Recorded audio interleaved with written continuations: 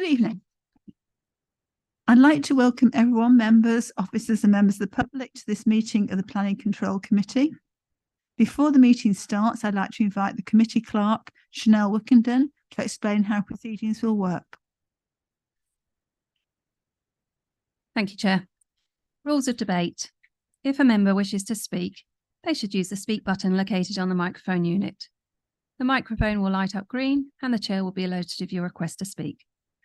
When the Chair invites you to speak, your microphone will be made live and will turn red, at which point you can speak. When requested to vote, voting will be via the yes, no, abstain buttons on your microphone unit. Details of how members voted will be shown on the screens around the room and the results will be visible on the YouTube stream. In the event of a tied vote, the Chair will have the casting vote. Are there any questions before we begin? Thank you, Chanel. Item 1, apologies for absence. I received apologies from Councillors Louise Peace and Terry Tyler. Councillor Nigel Mason will be arriving shortly and Councillor Ian Moody is probably on his way. Are there any further apologies? Item 2, notification of other business. There is none. Item 3, Chair's announcements. Recording. In accordance with the Council policy, this meeting is being recorded. Recording will be available to view on the Council's ModGov website or YouTube page. Item 2,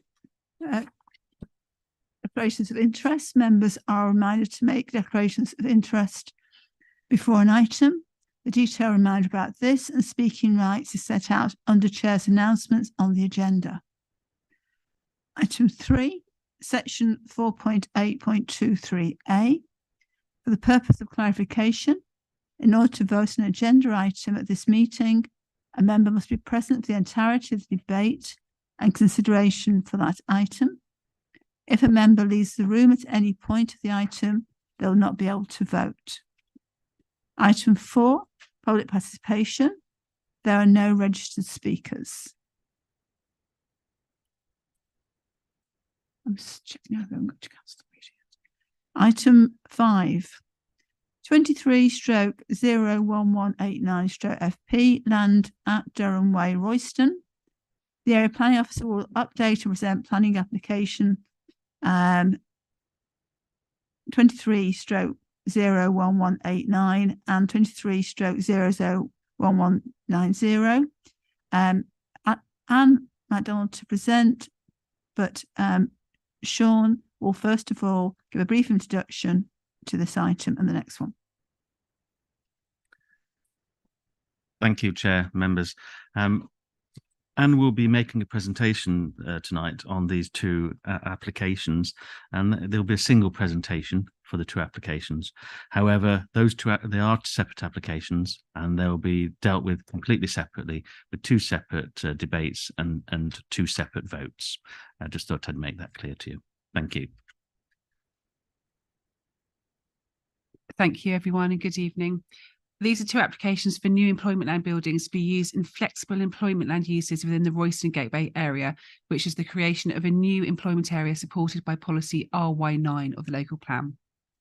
These applications are in effect one development on either side of Durham Way, and therefore I'll present both applications in turn so the whole development concept can be seen as a whole. Application 1189 is for one building on the southeast side of the road, and I have no updates on this application. Application 1190 is for 9 buildings on the northwest side of the road, and I have one update. This is a response from the HCC LLFA team has been received, which still objects to the application on technical reasons.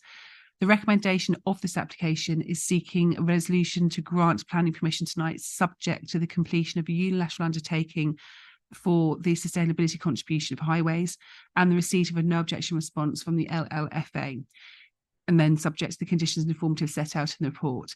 The agent has confirmed that the applicant is still in negotiation to resolve the LLFA technical objections, and therefore this response does not alter the recommendation of the application before you tonight. Can I go to the first slide, please?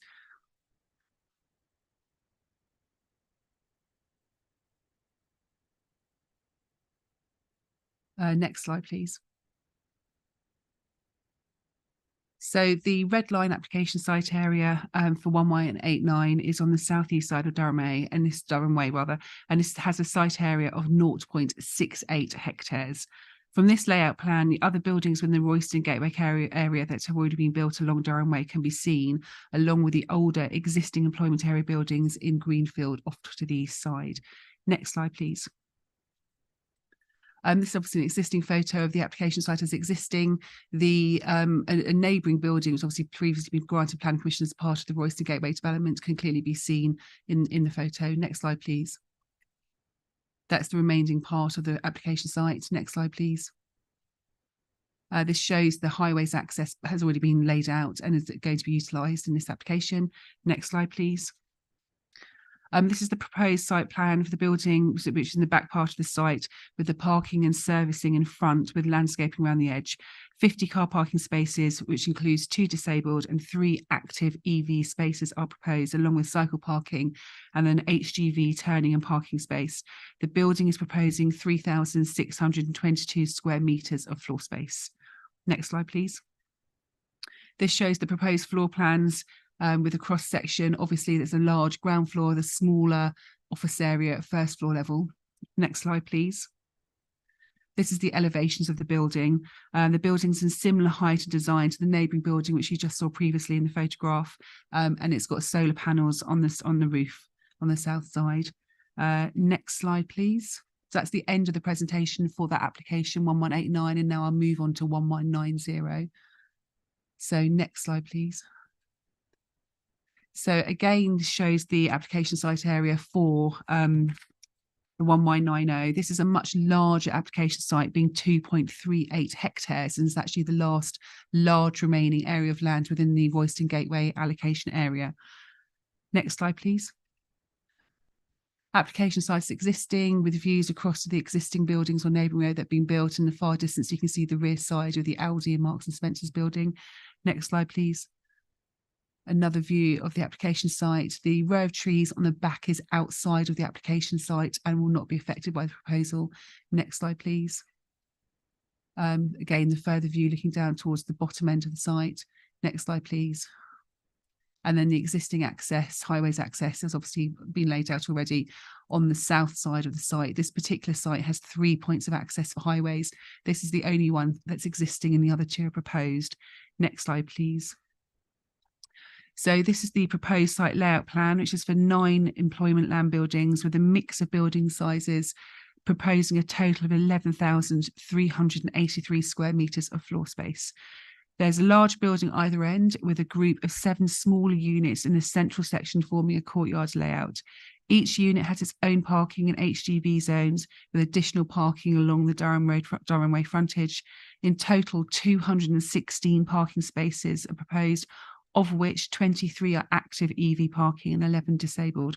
Landscaping is also proposed around the edges of the development, which is similar to the other units along Durham Way and similar to the one of the other application before you tonight.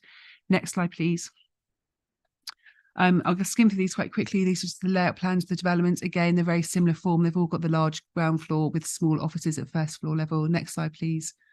That's for one of the inner courtyards on the south side. Next slide, please. The other inner courtyard buildings on the south side. Next slide, please. The row of 3 buildings in the courtyard on the north side. Next slide, please. The single building on the north end of the site. This building will be behind the Aldi Marks Spencer building. Next slide, please. And this is the elevation plan, which clearly you can see is the same design as the other building and is similar in height and design and external materials to the other buildings on the Durham Way site. As set out in the report, the proposals are considered to comply with the aspirations of policy RY9. The developments will not have adverse harm on the setting of Thurfield Heath. Acceptable amounts of parking and landscaping is proposed, and the applications are therefore recommended favourably. Thank you. Thank you, Anne. Are there any questions or clarification from members? Councillor Levitt. Sorry, Chair. It's not so much on what you just said, but it's on the actual report itself. 4.3.15, looking on the first one, refers to condition 7. Condition 7 doesn't seem to refer to 4.3.15.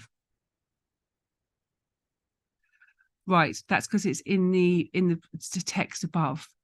So in the paragraph above, it's the under paragraph 4.3.13 is condition 7 as recommended by highways, the highways officer, and then the report goes on to set out why that condition's not been included. So the sorry, that's confusing in the report further down. But yes, so condition 7 so it's not been included because it was asking for the applicant to pay a lower contribution as a unilateral undertaking, but then to be the sort of lead in delivering the upgrade to the cycle path. The applicant feels that's unreasonable condition because there's land outside of their control. So they've opted to pay the higher figure and let County Council be the lead authority in delivering the upgrade to the cycleway. So that's what that's explaining. So condition 7 isn't condition 7. Condition 7 isn't that condition 7 yet.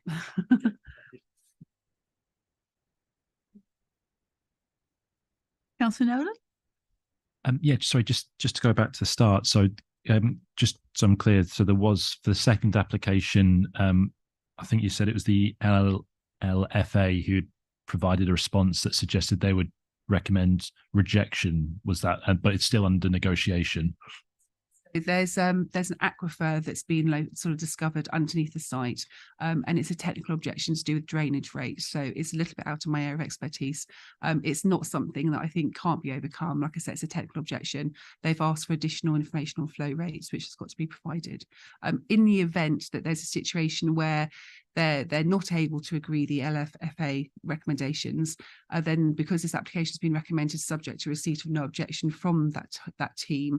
So if we can't reach that point in time, the application will have to come back in front of you members to reconsider it, either contrary to their recommendation, but that's not the situation tonight. At the current moment, we believe we can overcome this situation. Thank you. Any other questions, clarification? No. So first of all, we're going to take item 5, which is 23/01189. Can we have a proposer, please?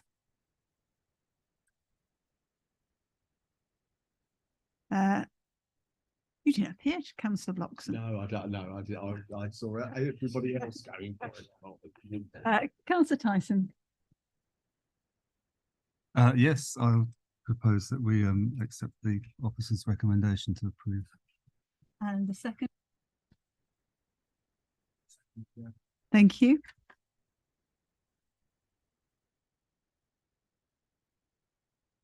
Shall we go to debate? Who would like to start?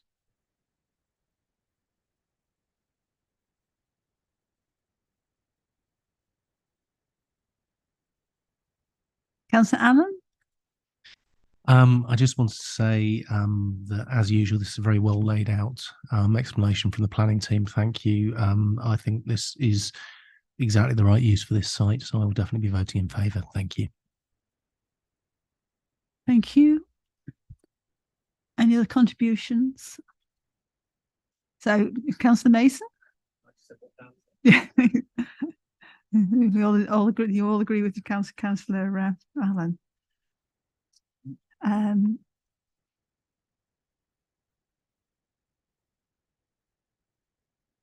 Ready to vote. Shall we go to the vote then?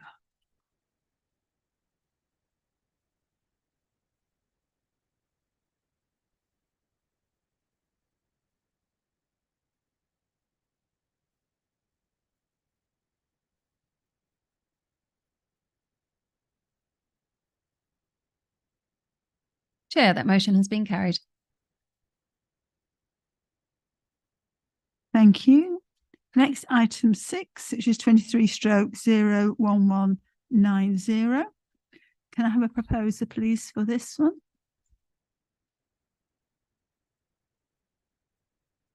Councillor Bloxham? I'd like to propose a recommendation to accept.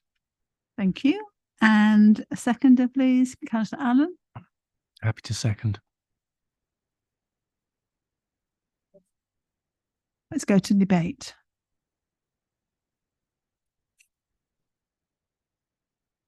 Councillor Tyson?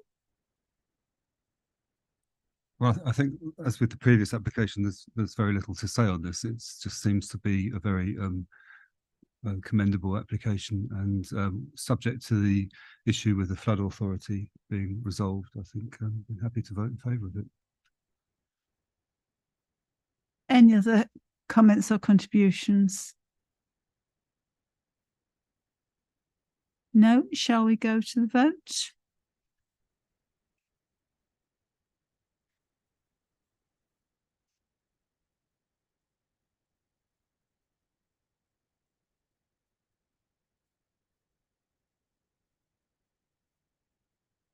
Chair, that motion is carried. Thank you. Item 7, planning appeals, Sean Greaves to present. Thank you, Chair. We've got no appeal decisions made since the last meeting last Thursday, and one appeal has been lodged, which is a written reps appeal for a one-bedroomed dwelling at Barley. And that's all I've got to report on appeals. Thank you. Thank you. Any questions, clarification for Sean on the appeals?